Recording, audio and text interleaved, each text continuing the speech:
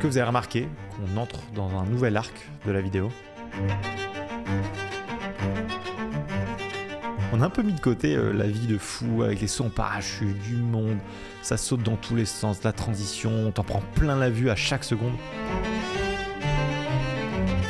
On a troqué ça pour la vie lambda. La vie avec un peu moins de rebondissements, mais sans fioriture, qui est beaucoup plus authentique et réelle. C'est la vie qu'on vit tous les jours. Et de plus en plus de personnes la capturent en image et ressortent des vidéos dignes de films. Et personnellement, je trouve ça très beau.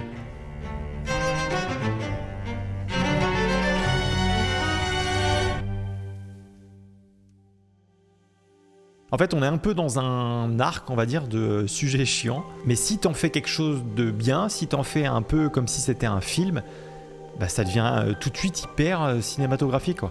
Je pense que ça vient beaucoup du matériel qui a évolué. Avant, c'était un peu à celui qui avait le meilleur boîtier, avec les meilleures capacités, du ultra slow-mo, des effets.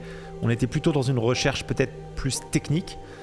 Et maintenant que ça devient un peu accessible à tous, comment faire pour se démarquer?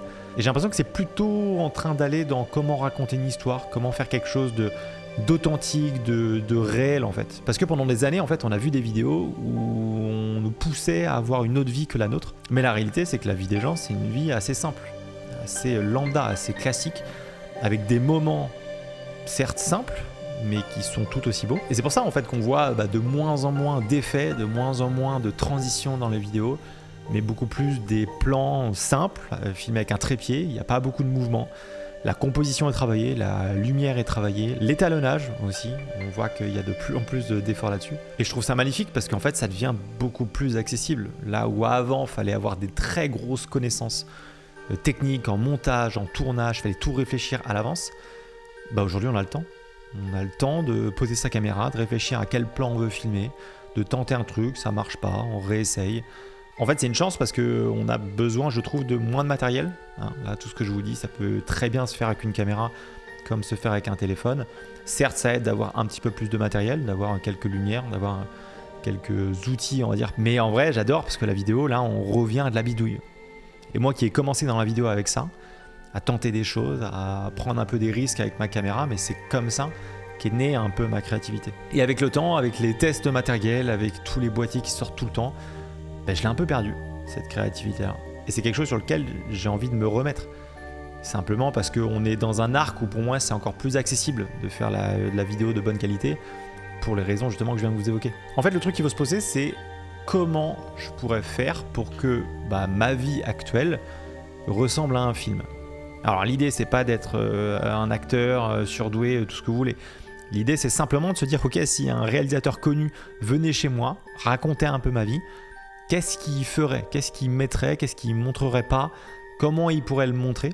Donc pas forcément une vie pleine de rebondissements où il se passe plein de trucs, mais quelle est la vie réelle? En fait on nous a un peu matraqué pendant des années avec cette vie-là, de toujours faire des trucs de fou, de toujours voyager, partir, saut en parachute, on voit plein de monde, grosse soirée, boum boum boum, mais en vrai la réalité, qui fait ça? Qui fait des sauts en parachute d'un hélicoptère en faisant coucou à la caméra, quoi? Hier j'ai regardé un film, je me suis endormi devant. C'est ça la réalité des gens, c'est la vie lambda de quelqu'un, c'est des moments un peu moins fun, un peu moins marrants, mais qui sont tout aussi beaux à raconter. En fait ce qu'on fait tous les jours, c'est tout aussi beau, c'est juste qu'on prend pas le temps de le regarder, on prend pas le temps de réfléchir à comment je pourrais filmer ça pour que ça rende bien. Après c'est normal, que ce soit la vie de vidéaste ou peu importe, on a des vies qui vont vite, on pense beaucoup au boulot, on pense beaucoup à faire pas mal de choses, et moi le premier. Et dernier temps, j'ai un peu levé le pied. J'ai un peu regardé ce qu'il y avait autour de moi, j'ai un peu pris le temps aussi de réfléchir à ce que j'aimais, ce que j'aimais un peu moins, qu'est-ce qui m'a donné de base envie de faire de la vidéo.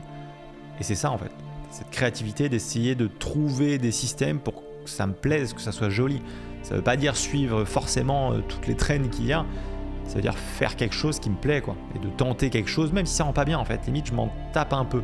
C'est ça en fait qui a un peu switché, c'est que avant j'étais beaucoup plus dans des vidéos pour plaire aux autres, du moins pour plaire aux standards, pour que ça marche sur YouTube, pour que ça marche pour mes clients, pour que ça marche pour les formations, peu importe. Et aujourd'hui, même s'il faut toujours garder ça en tête, j'ai envie de me faire kiffer.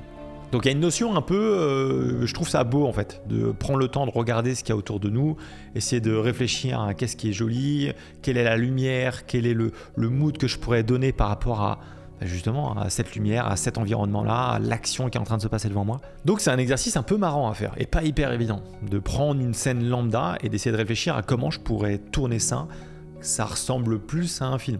Parce qu'en vrai c'est ça, les vidéos qui marchent aussi bien, c'est parce que les gens ont réussi à rendre ça comme si c'était un film sur Netflix ou ce que tu veux, et sauf que eux ils sont tout seuls dans leur salon. Et ça c'est quand même pas facile à faire. Mais du coup avant déjà de réfléchir à la technique de comment faire un plan, c'est comment faire mon image, qu'est-ce que je veux raconter, quel est le message que je veux faire passer à travers soit ma vidéo ou à travers tel ou tel plan. Et je dis pas que c'est facile, hein. Et honnêtement, moi je suis très loin d'avoir le niveau de tous ces gens-là. Mais c'est juste que c'est marrant d'essayer, en fait ça devient une espèce un peu de jeu. Et quand je vois, quand je faisais ça il y a quelques années et que je me vois maintenant, voilà, j'ai eu quand même une petite marge de progression. Et bien que je suis pas le meilleur des vidéastes, c'est qu'il y a bien meilleur que moi. Mais c'est juste que j'ai vu l'évolution avec le temps. Et plus on fait des vidéos comme ça, plus on fait des vidéos où on essaie de forcer un peu la créativité avec des choses toutes simples, toutes banales, en fait plus on progresse. Parce que honnêtement c'est facile de faire de belles vidéos quand tu es à l'étranger, quand tu as un environnement qui est magnifique, quand tu as un beau coucher de soleil devant toi. Je dirais pas que n'importe qui peut le faire parce que voilà, faut quand même avoir certaines techniques, mais ça reste accessible. C'est beaucoup plus, pas dur, mais c'est plus complexe, faut un peu plus de réflexion quand il n'y a rien quoi. Quand tu es devant toi, tu es devant ton salon, tu es devant ta télé, qu'est-ce que tu pourrais filmer? Comment tu pourrais le mettre en avant? C'est pas facile. C'est marrant parce qu'à l'époque, en fait, je pense que je faisais beaucoup plus de vidéos un peu dans ce style-là, parce que je pense que je m'en foutais peut-être un peu plus du détail. Aujourd'hui, avec le nombre d'abonnés qui grossit, avec les formations, avec les demandes clients, mine de rien, j'ai moins le droit à l'erreur, ou du moins je me l'autorise moins, ce qui veut dire que je tente moins de choses, parce que justement, je veux rester peut-être un peu plus dans mon confort.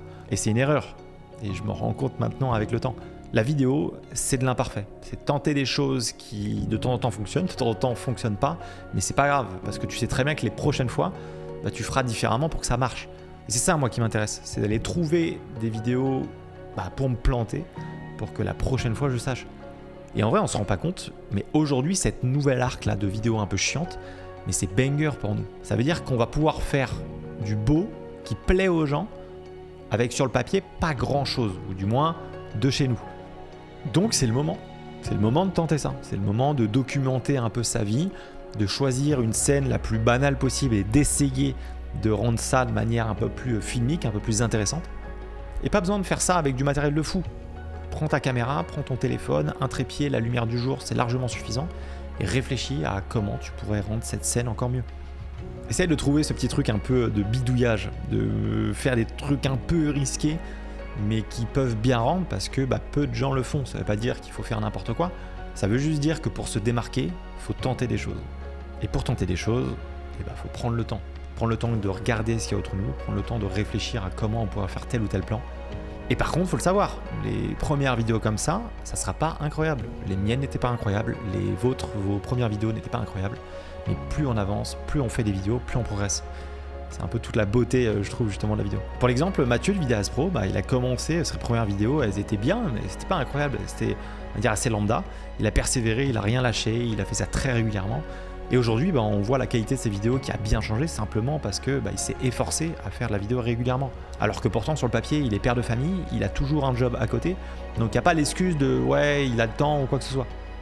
Il s'est juste bougé, il s'est juste motivé. Et je sais très bien que c'est une des personnes parmi tant d'autres qui vont grossir assez rapidement simplement parce qu'ils ont le bon état d'esprit, ils tentent des choses. Un autre aspect qui est peut-être un peu accessoire ou peut-être qui va vous parler ou peut-être pas du tout, mais c'est le fait de figer le temps. C'est le fait de créer aussi de temps en temps un peu des souvenirs. C'est des vidéos que tu vas pouvoir garder toute ta vie, que tu vas pouvoir montrer à tes petits-enfants, que tu vas pouvoir toi regarder quand tu auras 80, 90 ans. Et le but c'est justement de se rappeler de ces moments-là, de se dire putain c'était quand même... Enfin j'ai vécu quoi, j'ai fait des trucs qui étaient cool. Et faire des trucs cool ça veut pas dire partir je sais pas où ou faire un triple salto arrière sur un parachute. Ça veut dire profiter de ce qui nous entoure, essayer de capturer ça pour garder un souvenir qui sera gravé à jamais. C'est un peu moi ma définition de laisser son empreinte. Il y a honnêtement plein de raisons, je pense, de peut-être pas filmer sa vie, mais du moins essayer de filmer des scènes un peu du quotidien, que ça soit pour progresser, que ça soit pour marquer des souvenirs, que ça soit pour tenter des choses et pourquoi pas exploser et se retrouver au cinéma. Mais on a de la chance aujourd'hui d'être dans cet arc-là, de rendre la vie banale en une scène un peu plus cinéma. Donc c'est peut-être à ton tour d'essayer de faire quelque chose dans ce style-là. Et tu verras qu'au pire des cas, tu auras un souvenir qui durera des années. Et au meilleur des cas, qui sait où est-ce que tu pourras aller.